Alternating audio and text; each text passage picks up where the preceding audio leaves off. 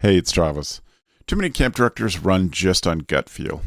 Our free Resilient Camp Blueprint Diagnostic is your dashboard for resilience. Take it today at camp.mba/Travis. Again, that's camp.mba/Travis. This is CampHacker. Come find our show notes and our blog for camp directors and leaders at CampHacker.tv.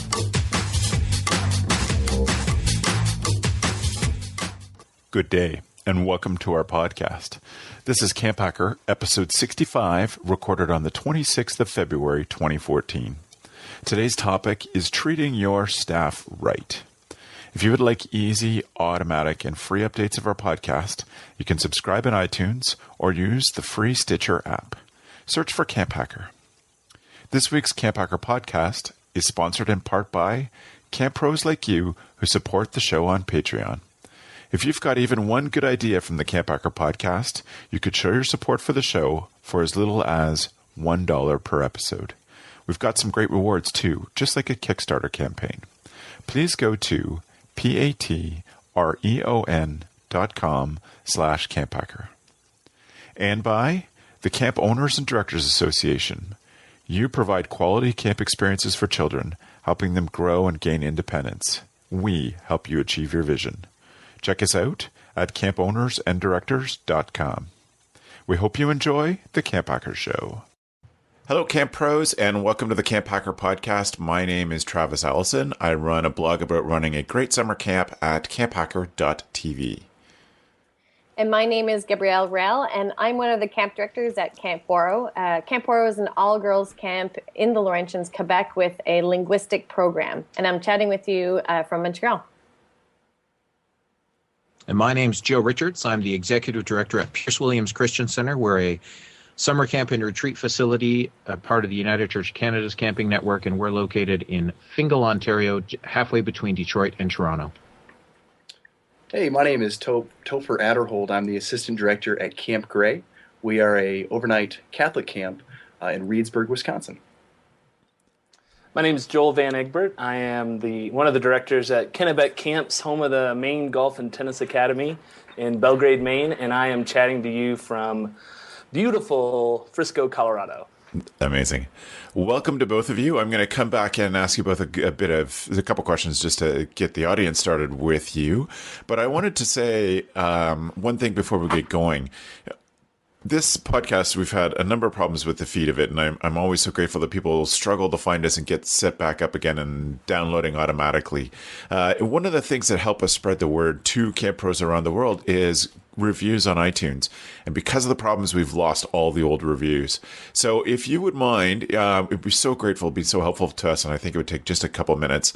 Go to camphacker.tv/iTunes, and that'll pop up the podcast in iTunes, and you can click on the rating and review section there. Leave us a review. Incredibly helpful to us. One of the best free things that you could do for us is leave us a review there. That'll help us get seen by more camp pros. So that's at camphacker.tv/iTunes. So Joel, you were kind enough to suggest this topic today, and we'll get into that in just a minute, but I do want to come back to you. So you're at the Kennebec camps now? Yes, sir. Right on. And how did you get started in camp originally? Would you go as a kid? It's kind of a funny story. Actually, I went to camp as a kid, and I did not like it at all. I actually was not a big fan of summer camp, and my dad was very persuasive and supportive, and we did a lot of father-son programs. I eventually went to residential camp, and like I said, I did not like it at all. And I like to tell people that I was homesick and I broke my glasses, so I was sad and blind the whole time. And and so, weird turn of events. I was a lifeguard, and my dad said, "Hey, there's this camp. They're looking for counselors, male counselors in May, just like a lot of camps are. You should give it a shot." And that was 15 years ago. And so I'm still at it. And, I think just generally I try to create a camp experience that I would have liked as a child. And so I like to say that I'm selfish, but selfless. So I'm selfish, I guess, at the same time. So it works out. It's definitely my dream job for sure. That's awesome. So what's all involved in your role there? It's at Kennebec Camps. It's a 107-year-old camp. It's one of the oldest camps in Maine, and they are trying to bring back a lot of the old traditions. And that's a lot of my job right now, is working with the alumni, working with parents, recruiting kids, and then right now, just like a lot of people, is hiring staff. Right on. Well, thanks so much for being on the show. It's awesome. Thanks for having me. I'm a huge fan. This is a big deal for me. Right on. That's great. And Topher, it's good to have you on the show too. Thank you. It's great to be here. Topher and I met at Mid-States, I think, the first time, and then saw each other again in the fall. So I'm glad to stay connected. Topher, what's your camp story? So I never went to camp. I went to sports camps as a kid, but not any type of traditional camp. And my senior year in college, I have a degree in marketing. All my buddies were finding jobs in the real world. And I thought, I'm going to go work at a summer camp for one summer. That'd be really fun. Yeah. I'm from Oklahoma, and this camp I found is in Wisconsin. And for some reason, Wisconsin seemed really exotic to me. So I came up for one summer, and I just fell in love with camping. And shortly thereafter, a full-time position opened up, the position I'm in now. And this will be my 9th summer this coming summer. Well, it's fantastic. Camp Gray's lucky to have you. Yeah, thank you. What all's involved in your role? So during the school year, a lot of it is the marketing of camp. So just trying to be creative and getting the word out with our website, but then Facebook, Twitter, videos, anything I can do to keep kids connected every single day of the school year. And then during the summer, it's really to help lead the summer camp program. It's a traditional camp. Like I said before, it's a Catholic camp, but we do canoeing, horseback riding, all that traditional camp fun. Right on. Yeah. That's awesome. Yeah. So, Joel, you had reached out to me and suggested this might be a fun topic, and it's something that we've sort of covered before in little bits and pieces. Pardon me, but I think it's totally worth spending some direct time on it. We're going to be talking today about treating counselors right. And was there a reason something happened that made you think we should address this head on? Joel? No, I just think that the counselor experience is... Can you hear me, sir? We can, yes. Hello? Yep. Can you see me? Okay. I don't know why that keeps happening. Sorry about that. No, there's no catalyst for gosh, I want people to treat counselors right. I just think in my experience that the counselor experience is as powerful as the camper experience.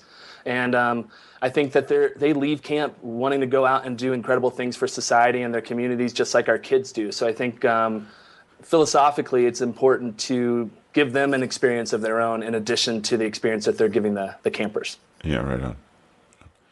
And what are you doing in the Kennebec camps to make it special for your counselors? Give me your favorite thing about that you're doing.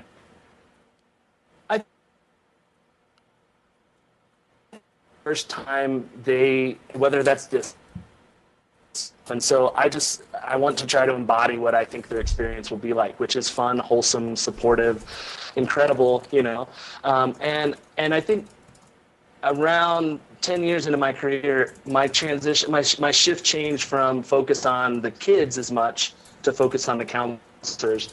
And I think generally speaking, if I can give the counselors the best summer of their lives, then I know they're going to give the kids the best summer of their lives. So I just want to get them excited to come out and come to summer camp. Right on. That's great. Gab, I know that the counselor experience is really important at Warrow. Why is that so? I think very much like what Joel is saying is that we don't only have an opportunity to positively impact our campers, but we have the opportunity to do the same for our staff members. And it's simply common sense also that when they're feeling inspired, then the work that they do with the campers is inspirational. So, I mean, obviously it comes back onto us, but basically, I think we have a responsibility with our staff members to give them an experience where they are growing as an individual. They are going out into the world and they are going to have an impact on our society, and I want them to have the best tools and also judgment to do that. And whether you're a religiously affiliated camp or not, we are all stewards of this world that we walk on. And so you want to treat these staff members as best as you can and challenge them as best as you can so that, they're going to meet, not to get too philosophical, but, make a difference in whatever field they choose and as well as at home. So staff are very, very important to us because we want them to be good, good citizens, basically. Right. Yeah. Right on. And Joe Richards, how is it at Pierce Williams? What's your thinking at Pierce Williams about the counselor experience? Our thinking at Pierce Williams is really about the idea that we want staff to leave as better people, right? It's this concept that we are focused on campers first, and that is the goal, and all the staff understand and need to understand that. But if we can have these counselors leave as better people and do great things in society and encourage them to make change, then we've done a double duty, right? It's like this little bonus thing that we get to do, show campers the most amazing summer camp experience of their lives. Check. Make sure the staff have a great experience and leave wanting to do good in the world. And for us, it's really a huge component of what we do. And a lot of staff get it and understand it. And some staff, when they fail to understand it, don't spend a lot more time at camp. Yep. Yeah. And Topher, do you at Camp Gray have a philosophy about what your staff should get out of the summer? Very similar to what the rest of y'all are saying. I think it was Joel that was saying, and I couldn't agree more, that if they have a great experience, if our staff is having the best summer of their life, then it's going to be really difficult, I think, for those kids not to also have the best summer of their life. So a lot of when we're planning our schedule, our evening programs, we think about, are the staff going to be excited about this? We do 9 one-week sessions. Right. So sometimes it's the same thing over and over. But if they're getting excited every single week, and those kids, there's no way they're not going to love every minute of it. And hopefully through that excitement and that fun and the leadership that they learn, they do head off into the world. Better leaders, better people. Right. Mm-hmm. And I know people always thought it was funny when I was directing that I said I didn't work with kids because I never thought that was my job to work with kids. That I always said the same, that my job is to make sure that my staff are comfortable learning and developing and having a good summer that they will pass on. So it's a big part of it. Big part of what the job is as a camp director, and I think it's important that we highlight it and focus on it. And there are a number of things that we did as directors to make sure that their experience, that they grew as part of their experience. So one of the things, and Topher, you mentioned this, and I know you're not saying you're repeating exactly the same program every week, but there are things that come up like Capture the Flag that come up every week that could get really boring for some staff members. But we set out from the beginning and said, each week we'll have a different theme. And if a game is the same or 2 games are the same, we're going to modify it in some way to make it interesting for the kids and so that the staff have that new energy to bring into something. But I think what they take home at the end of the summer is really important. What are the sort of things, Topher, that you want them to take home at the end of the summer? What changes do you want to see in your staff? What I love about camp is, like I'd said before, I didn't go to camp as a kid, these types of camps anyways. And so when I started working at camp, I thought, well, this is for the kids. This is to help them grow and learn, and it certainly is. But I've been able to see in myself how much I've grown and as being a leader in a lot of ways. And so, I guess I don't have any definite points, but that's really the big thing, is that every single person that comes to camp, staff, camper, whoever, when they leave, we want them to be better people.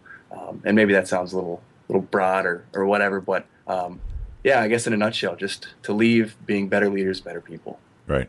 I think that's just part of being a camp director. I don't think it's too broad. Meaning I don't think it's too broad. Meaning I think that's really the heart of what we do as camp people. And really, when I like to talk to our new administrative staff each summer. When I was a counselor, I loved being with the kids. And then when I got this full-time position, it was really difficult those first couple summers. Yeah. I'm not with the kids as much. But like you guys are saying, it became, well, the staff now are my kids, and how can I show them a great time? And yeah, how can I love on them and do everything I can so they do that great job as well? Yeah. Of the others of you, is there something that you concretely say we want our staff to go home changed in some way? I think change it's hard to describe for a person, and I try, sometimes at conferences or you'll hear camp professionals say what they think staff need. And I try to go away from that line of thinking because, well, I'm only 33 years old, so I'm not too far off of the age range of some of my staff. So I don't want to assume I know what they need. But what I want to do is create an environment that is ripe for growth, whatever that growth may be. If that's growth for the kids, if that's growth for the staff, if that's growth for me, which I always like, that's incredible.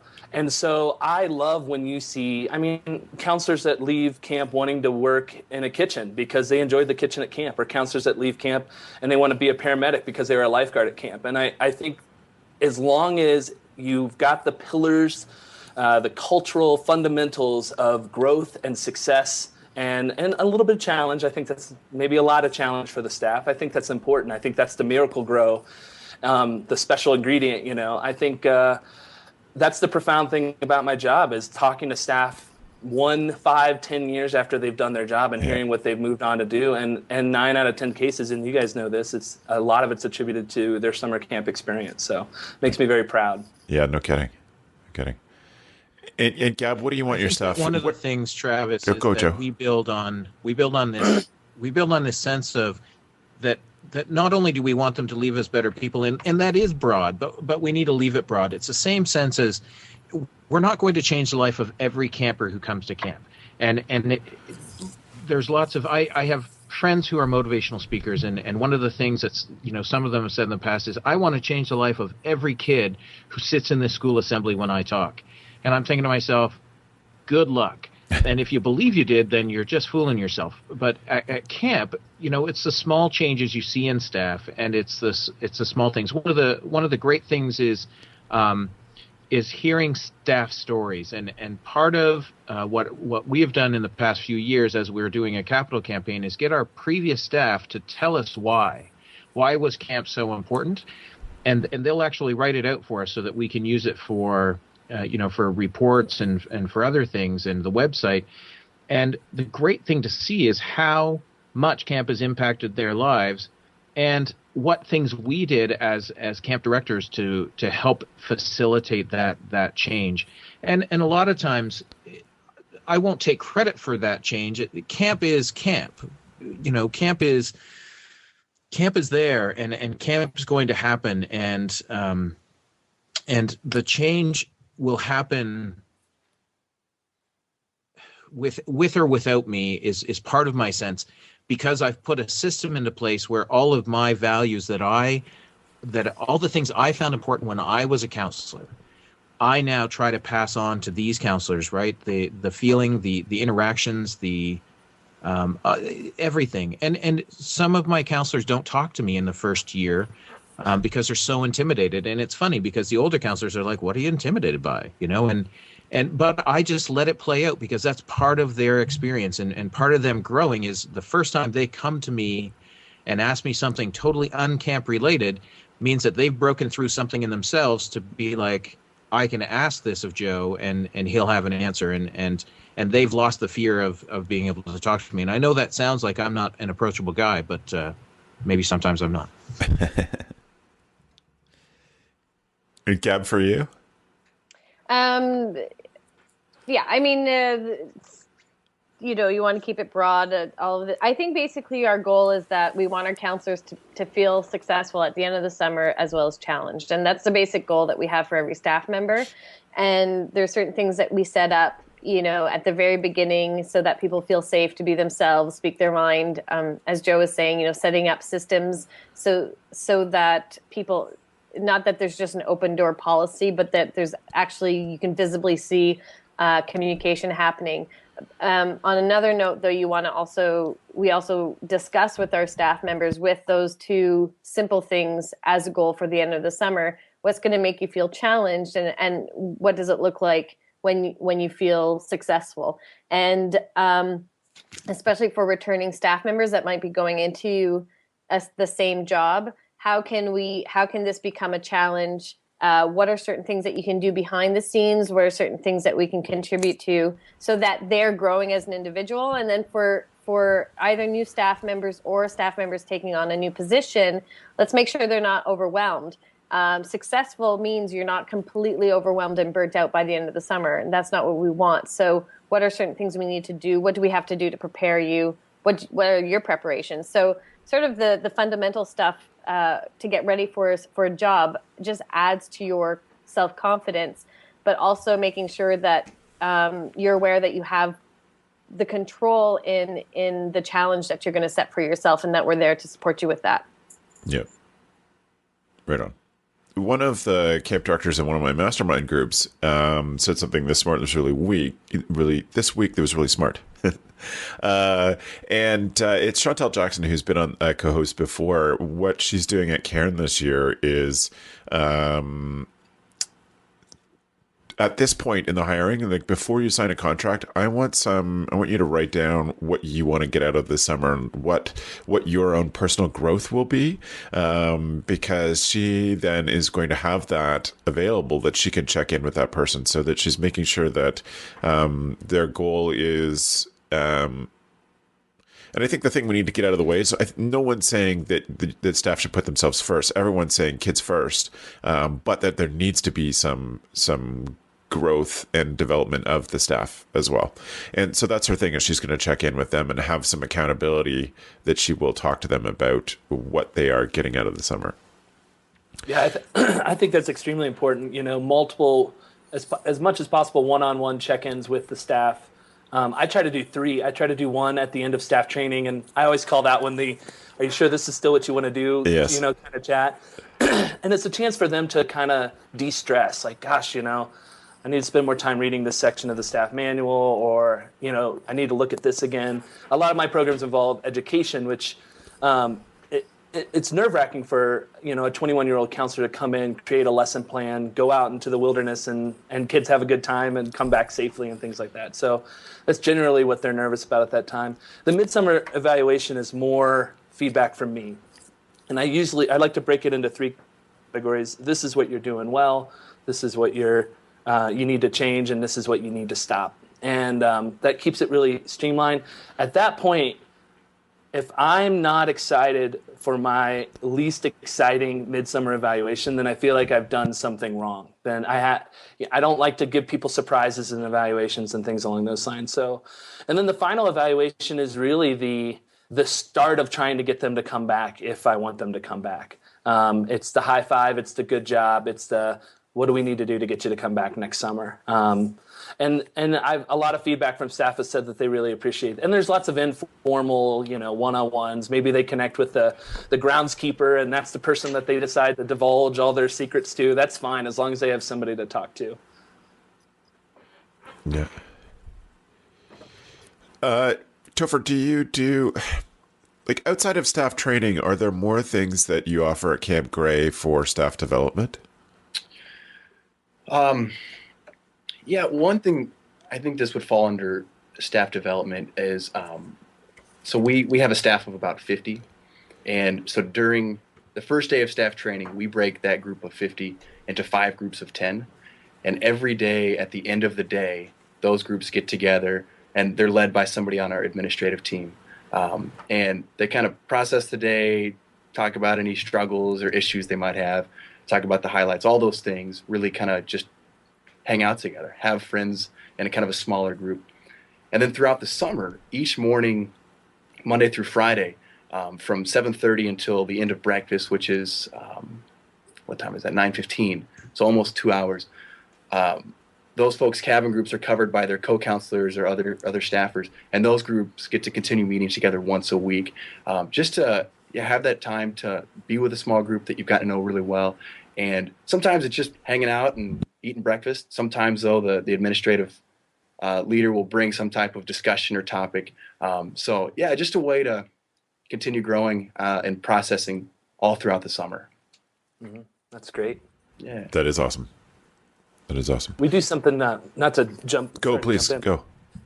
We do something called similar to that. So I love the groups and diversifying the groups, but they still have their like core group, they're like the group therapy group, the ones that they can talk to about anything. Yeah. And then I try to go a step further, and we created a program called the Companion Program, where we assign senior staff or returning staff to new staff. Or sometimes you'll have someone that's hired in that has a lot of experience. So we pair them up, and at the end of staff training, they get a chance to kind of ask questions in a more intimate setting than in front of 50 people where there's a lot of pressure and things like that. But the cool thing about that is that companionship lasts, in some cases, way after the summer. And I always assign myself to one as well because, again, selfish, But I still keep in touch with all my companions, and it's a really cool program, and it's especially good when you have staff and sometimes we have to make exceptions. Staff might miss a day or two of staff training. It's really good to have those folks come in and pair them up with a really warm, knowledgeable type person. Tends to break the ice significantly. Yeah. Cool. Gab, did you have any way or any sort of mentoring built into the Waro system? Yeah. So what we have, this is mostly reserved for staff members that have, they're doing their job for the second or third year. And so that's where it plays into the challenge part that I was talking about earlier on. So the first year, I expect staff members to be learning their job and doing it well, because hopefully we prepared them well for it. So they're learning it and they're doing it well. The second year and third year, if they stay in that position or a similar position, now they can make changes, adapt the program a little bit based on their experience. But then also what I expect from them is to do mentorship. And so mentorship is unofficial. They tell me who they want to mentor and tell me why and what they want to do and how they want to do that. But they don't tell the staff member about that mentorship program. And the reason why is we don't want to put pressure on younger staff member to become the next program coordinator, next head of kayaking. But we do want them to learn how things are done behind the scenes, and that's applicable to any position on camp, or if they go somewhere else, it's applicable. And this way it gives those staff members that are doing their job really well a little bit more responsibility, especially for the person that's mentoring and the person that's getting the mentorship. So it's unofficial. It doesn't add pressure to those staff members, and it works really, really well. It's a very cool program. They just have to talk to me about it. I initially start that conversation and say, start thinking of a couple of people, and then they just tell me how things are going. It's a very fun program. And then people find out about it years later and they're like, what? That's why I learned how to do lists. What? That's I right. think that's an amazing program. Thanks. Yeah. How about you, Joe? I think that is, growing up at camp, having gone to camp as a kid, as opposed to some of us here, we had lots of things that happened when I was a young staff member. We always did. I grew up in a Christian camp, at a United Church camp, and we always did prayer pals. So we would have a staff meeting every morning, and literally some years, prayer pals were like you got them on Sunday when you arrived, and that's the person who you literally just spent 2 or 3 minutes with after the staff meeting. You can pray for each other, or you can just chat with each other, and then you go off for your day. So it's a great way to start your day. Other times it was literally the staff lining up in a big line and then folding in half, and that's who you would pray with for that day. So something like that really helped me as a young staff member. We also, here at Pierce Williams, we do staff devotions every Thursday night to really make sure the staff get some message of betterment into their lives. So it's specific, and it's a staff devotion where leadership team members cover off the cabins, and they get to do staff devotion, and then they have a staff snack, and that staff snack is a special thing too. But for staff training, we also do something called Think Together groups, which is an idea that we brought back from the Buckeye Leadership Workshop years ago. So at Buckeye, which is coming up in April, everybody. So if you want to attend, feel free to register, BuckeyeLeadership.com. At Buckeye, we do a Think Together group. So I'll be as part of the committee for Buckeye, I'll have a group of 10 to 12 people who are in my Think Together group. And every morning, you'll get together with those people to sort of start the day. And we have themes for our Think Together group. So, activities we can choose to lead, and we can also just touch base with people. And Think Together groups are such a powerful thing because you have such a wide range of people in that Think Together group. So at camp, you can have leadership team members and you can have CITs, and you might have a group of 10 people that wouldn't normally talk to each other. But in the Think Together group, what happens there stays there, and it's this powerful bonding that they have as a group, as long as you have some a competent facilitator to facilitate that. So we brought back Think Together groups, and we do it during our staff training, and then during the week because our staff come and go, it's a bit different setup that way, but during the week we try to keep those groups together, and at least that then they're more comfortable talking to someone as well. So it's just giving them the value of knowing other staff and having a leadership team member that they can talk to and know that no questions go unanswered or are silly questions. That's brilliant. There's lots of good check-in systems. I know that on our leadership training podcast featuring Gab and Beth and Ruby, who's also been on the big show before, they talked about Wellness Partners, which was a check-in system. I love the word companion, though. That's smart, Joel. Really smart. Yeah, you can have that one, Travis. At our old camp, Wellness Partners has... Wellness Partners have become known as wellies, and so I know that there are people that still in contact with their check-in partner, their wellie, years afterwards, and still you see things on Facebook that they're giving them special something or recognition just to check in, and I think that that's been really powerful, in the same way that your companion system has. I was thinking about things that we leave staff with that are not, here's how you do your job better, and how important that is, certainly was to me as a director. And we did a number of things that we would call life skills. So at staff training, as a break from here's age group characteristics, we would throw in some life skills things that would be really unrelated but would help them be better people overall. So it's funny for me to hear now, and we just did a big alumni event on the weekend, so I heard this a few times. The things that people remember me for are, for my staff alumni, I'm known as the guy that taught them how to do a good handshake and also taught them how to waltz.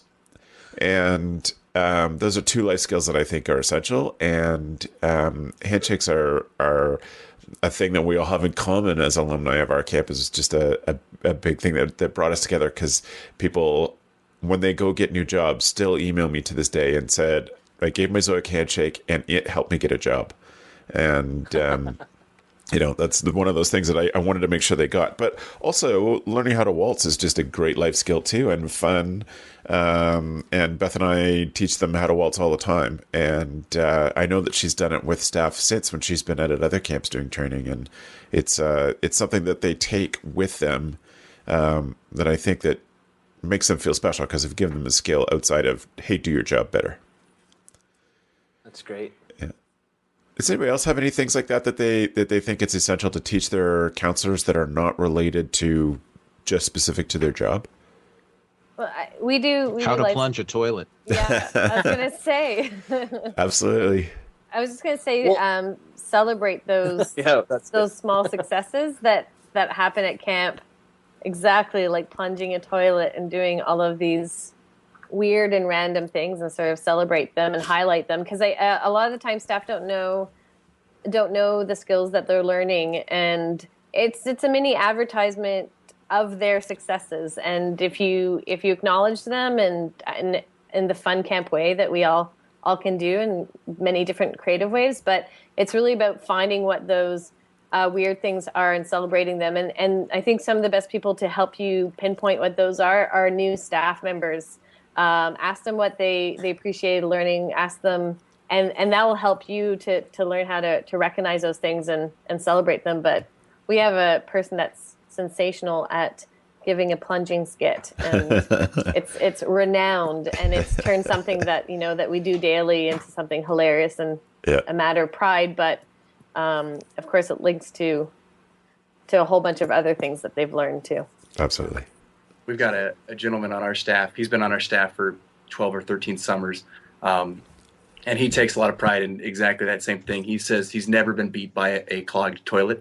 And so when there's a clogged toilet, you find Pat, and he is so excited. And it's cool, though. I think it's a neat way to show excitement for doing the little things, for doing those behind-the-scenes things. But, for 12 or 13 years now, he's never been beat. So got to be proud of him for that, I guess. I think another thing for staff members, if we're trying to treat them right and we're trying to help them learn and grow, making those connections with alumni. I know that Travis has mentioned this quite a few times, but alumni have the doorway into other opportunities, and just even creating a simple layout for staff members to use as to write resumes. All of our CITs learn how to write a resume, but provide that for your staff as well. Give them templates, give them words, create a Google Doc for them so that they can get out there and find out what your staff are interested in and try to match them up with alumni in those fields. I think is just going above and beyond, but it's really continuing that camp connection. Help them express what they've learned at camp. Right. Yeah. Fantastic. I know that Jen Selke, she talks about, like, here's a layout for a resume, but also here's how you talk about your camp experience in a way that other people will understand on your resume and be able to get what you've got out of summer camp.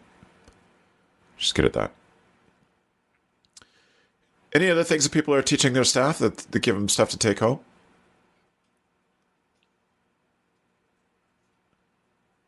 Well, I'll give you another chance to jump in if you have a thought. I'm really pleased that the Treating Counselors Right has been about development, maybe because I'm facilitating the conversation, but I'm glad it's not just have a Sunday night, which is also great, and giving food to camp staff, special food to camp staff is a good technique, but I'm glad we're beyond just bring them into the dining hall and give them Sundays.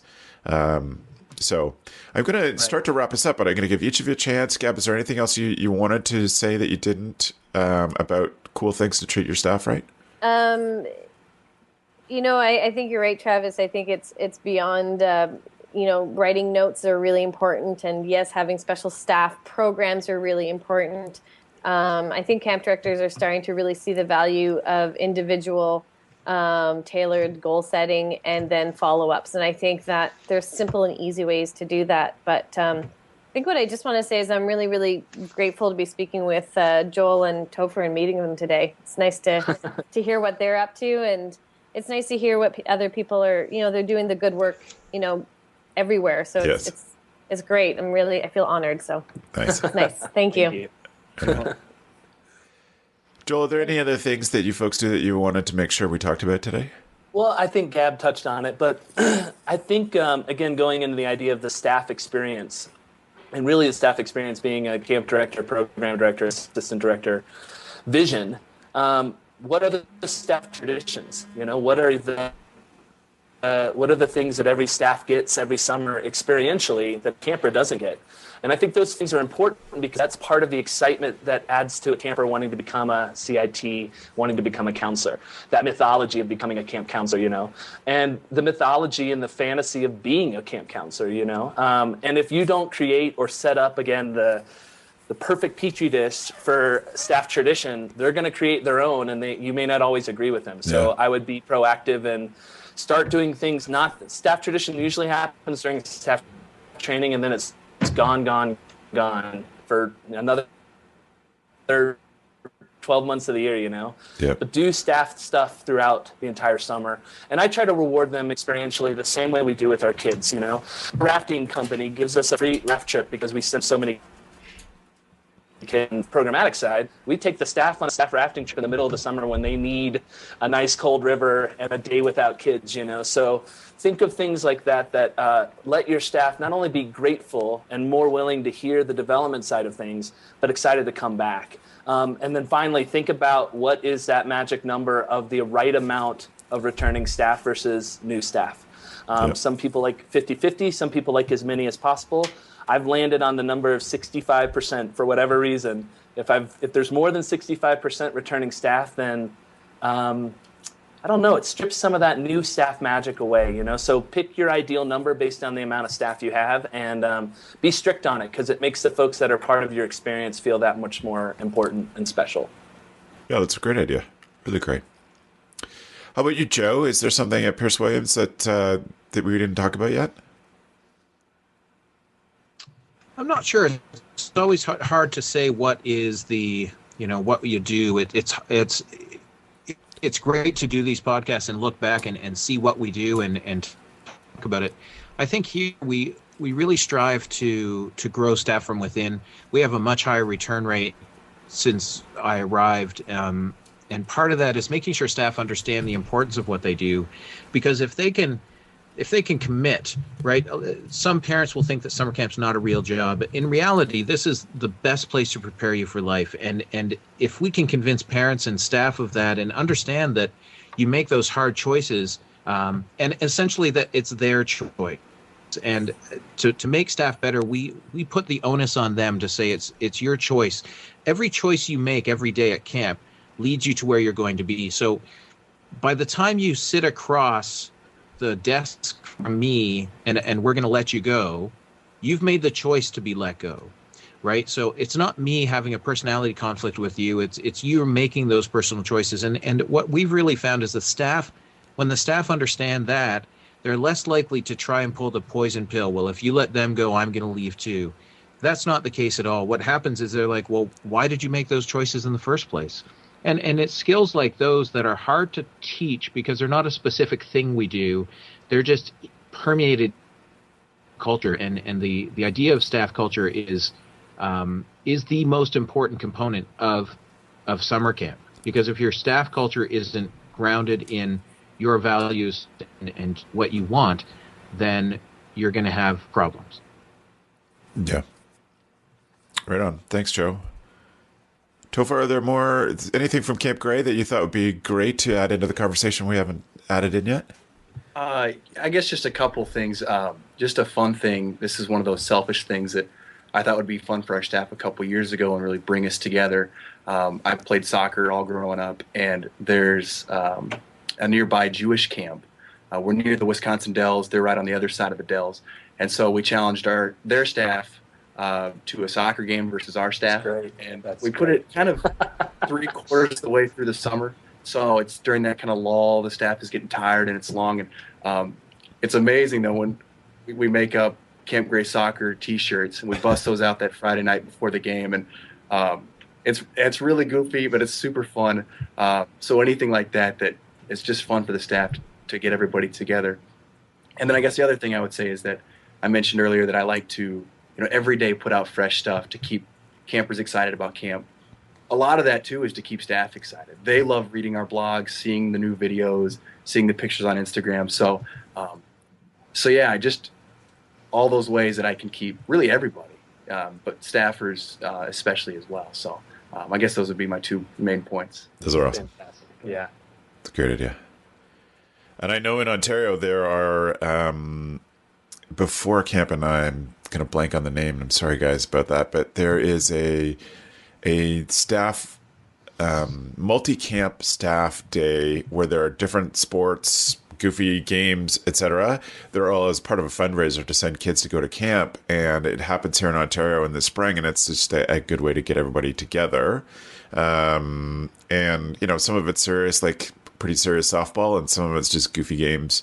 And you could put in teams in all the different sections, and it seems like an awesome idea to keep staff connected and help them have fun as they build the team before they get back to camp in the summer.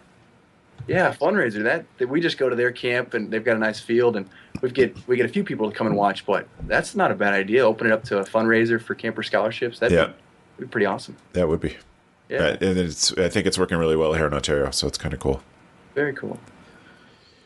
Right on. Well, I have a couple of last things that I had just scribbled down ahead of time.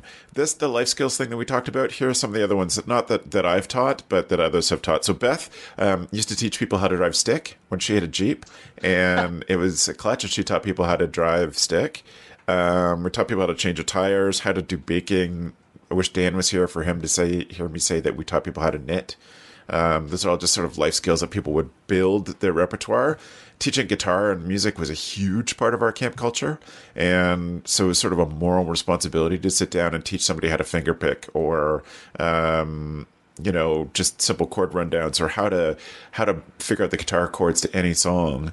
Those are skills that we passed on to others. Another thing that happened during the summer that I loved, that I've never heard of, I've only heard of one other camp doing it, we got the idea from, is we used to hire people to do dish for the whole camp in the summer. So there'd be people that would be just people who clean dishes.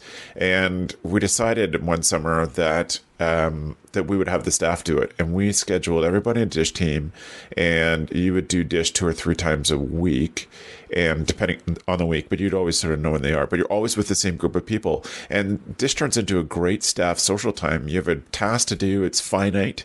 You have a set amount of time. You turn on the music, you create your own system, and it just teaches them, I think, a way to take on a bad task, often super hot and sweaty in there, and just have fun doing it. And I think that's been a cool part of giving them some space away from kids where they can relax. And you're doing a task, but you can have adult conversations and things, and that I think has been a big part of what works really well at Cairn with the staff and did with us at Glenmore. Fantastic. Well, listen, guys, I thank you so much for a great topic and some really good discussion. I know Gab's been doing this, and I've been doing the same thing, writing down lots of ideas to pass on. So I'm so grateful for you being so open to sharing those. And what we'll do now is we'll move on to our tool of the week. Tool of the week.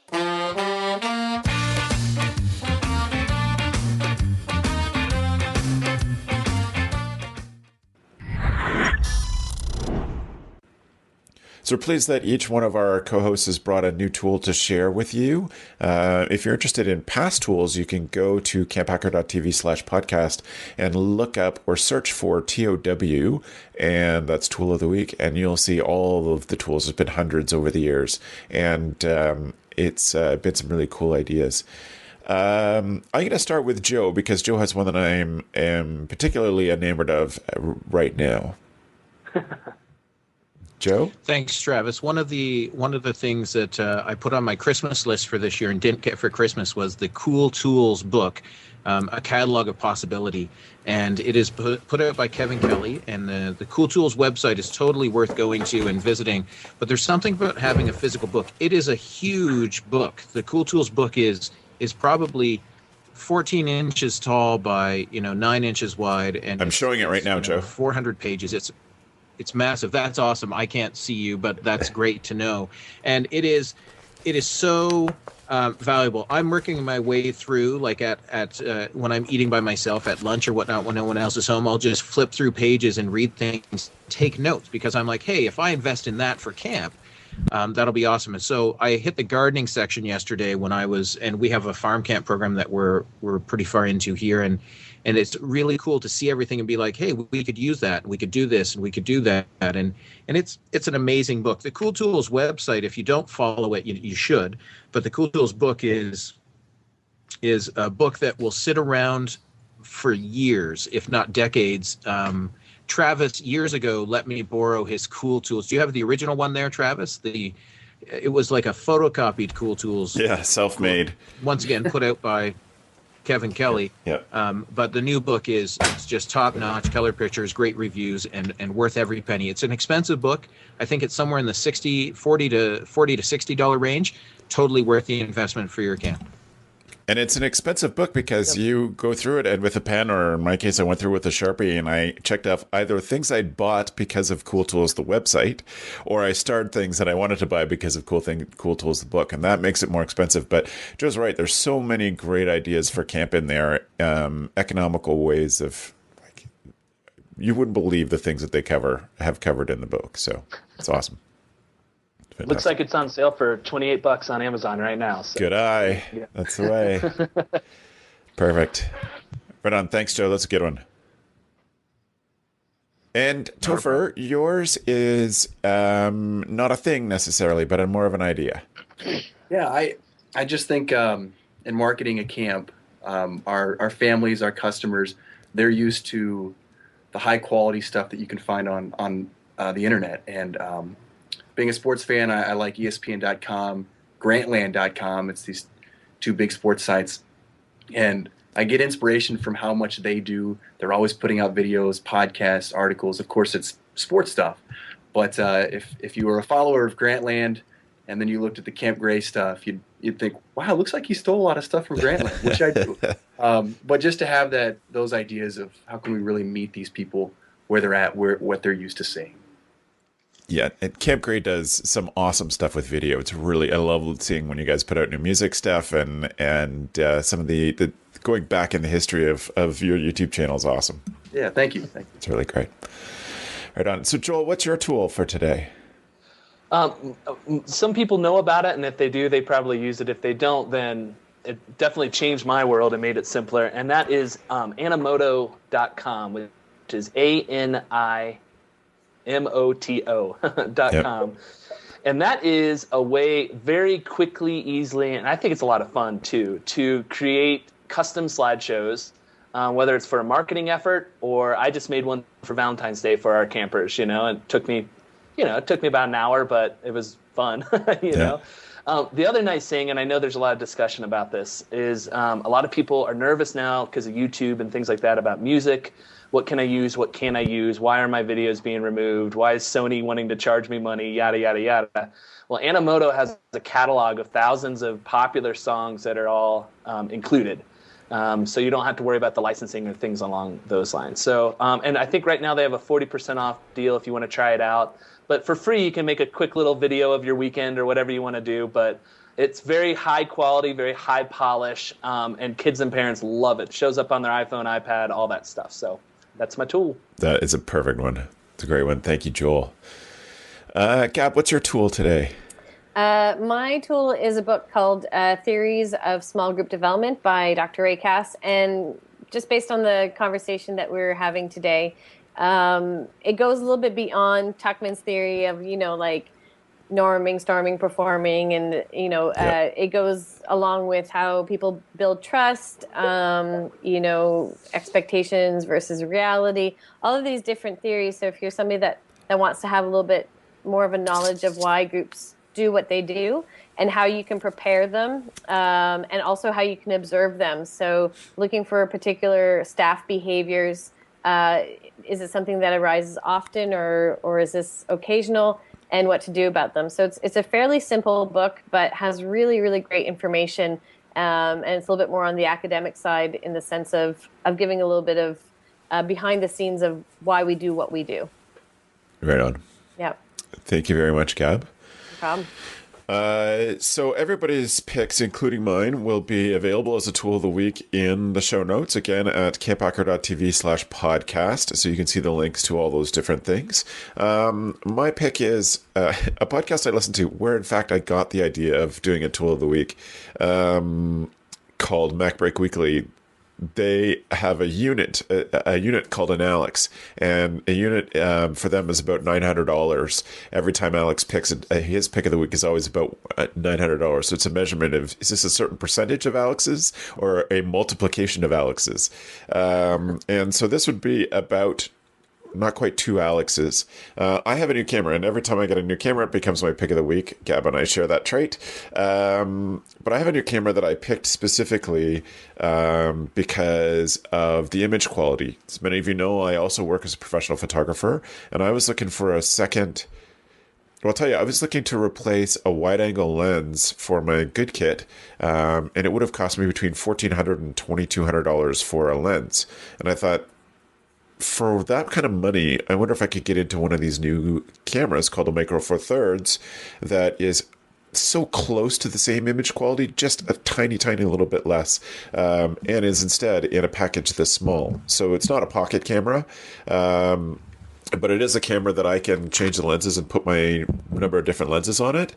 And it's amazing in low light. It'd be such a great camp camera, but I would caution you that it's a great camp director camera or a camp pro, your photography is your whole job kind of camera.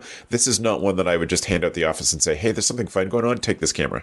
I don't think it's not quite bulletproof enough for me to recommend that. There are lots of situations where I would now hand staff, I would say, here, if you press this red button, this GoPro will take good pictures. And I would be not afraid to send that into anything. But this camera's a little bit nicer than that. With two lenses, it cost me $1,400-$1,500, and had such amazing pictures that come out of it. And I have, because as many of you know, I spend a lot of my time looking at camp websites and evaluating their online marketing. And so when I see a camp who has great photography, it always sticks out to me. And it's such an important part of telling your story. And good equipment is part of it. Doesn't have to be something this expensive necessarily. But if this is your budget and you want something that's going to be stellar, I highly recommend this camera. It's called the Panasonic GX7. And it's a great pick. What it has on it right now for you photography nerds, I have a 20 millimeter, so it doesn't zoom. I have to walk with my feet to get zoomed. 1.7, which means it has a great big aperture, which lets in lots of light for low light stuff like campfires and things. Nice. I would keep the flash turned off and take lots of great photos with it, just like that. So Panasonic GX7 is my tool. And for those of you that can't see Travis holding it up, it's really sexy. So it's nice. Gab and I were comparing our new cameras when we were in Florida together. It was fun. Yeah. Listen, it's time for us to wrap this up. I thank you all for a great conversation about treating your counselors right. Gabrielle, where can people follow you on the internet or reach out to you if they have any questions? Yeah, well, you can check out where I work at Ouareau, OUAREAU.com. I'm also on the Twitter bird at Gabrielle Rail, and Rail has 2 L's. And Gabs at Ouareau.com if you'd like to chat. Or I'm on Facebook. Yep. Message me. Thanks so much, Gab. It was awesome. Yeah. Good times. Good conversation. And Joe Richards. You can find me at, you can follow what we do here at Pierce Williams, campisbetter.com. I'm impressed that Gab finally spelt out Ouareau. It's only taken 3 years. And you can follow me on Twitter at YoYoJoeR. Or you can find all of my social stuff is also on yoyojoe.com, which is where I occasionally do some small blog posts. And you've been blogging quite a bit about camp. You're thinking about camp these days. Yeah, I have this idea that if I can get a thought down to 100 words or thereabouts, it's much easier for you to read as a reader, and yes. But it's a lot harder to write 100 words than something much longer. It absolutely is. It absolutely is. Thanks for good stuff today, Joe. Thank you. Take care. Topher, if people want to reach out to you, follow up on any of the stuff you said about camp, etc., where can they follow you? If you just go to campgray.com, that's Gray, which sounds maybe melancholy. I like to let people know it's named after somebody. It's not the color. So Gray, there's links to everything we do there, Facebook, Twitter, YouTube, as well as email. You can find me there. Perfect. That's great. Thanks for being on the show, Topher. It was awesome. My pleasure. Thank you so much. Right on. And Joel, where can people follow you or catch up with you? Yeah, so I'm on Facebook and LinkedIn. And then to see the camp that I'm at right now and Animoto videos, things like that, you can go to golfcamp.com. It's pretty easy to remember. And then I'm on Twitter at Supershark, all one word. And it's usually mostly camp stuff, but every once in a while you'll get a random Bigfoot or zombie post, so nice. It's kind of fun. Those are the pleasant surprises. That's right. Yeah, I can't help it. That's great. Thank you so much for being on and for suggesting this topic. Yeah, my pleasure. I'm a huge fan of the show. I love what you guys do. Right on. Incredible. You're the tool of the year, tool of the decade. There you go. Fantastic. Well, I will do what I can to have you both back on. It's been really great. Okay, thanks. I love that. Sounds good. Okay, so thank you very much, everybody. If you enjoyed today's show, we would be so grateful if you would share the love. If you could let people know about this show, we're going to get better at letting other camp pros know about all the resources that are available here, because we have years of blog posts and tools of the week, etc. And the easiest way for you to do that is to go to camphacker.tv/love, LOVE, and it'll pop up a tweet that you can send out that sends them a link to the show. And so grateful if you could do that. And the iTunes thing, camphacker.tv/iTunes. It'd be such a huge help to us, and I don't think it would take very long. So thank you very much to our guests for being on today. You can find all of our show notes again at camphacker.tv/podcast. And thanks for the evening, friends.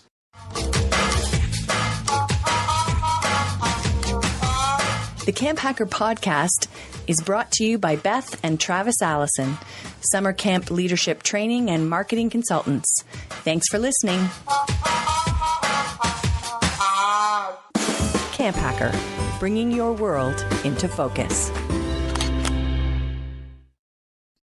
Hey, it's Travis. Camp directors often tell me they're just too tired to take on anything new. That's exactly why my free Resilient Camp Blueprint Diagnostic exists.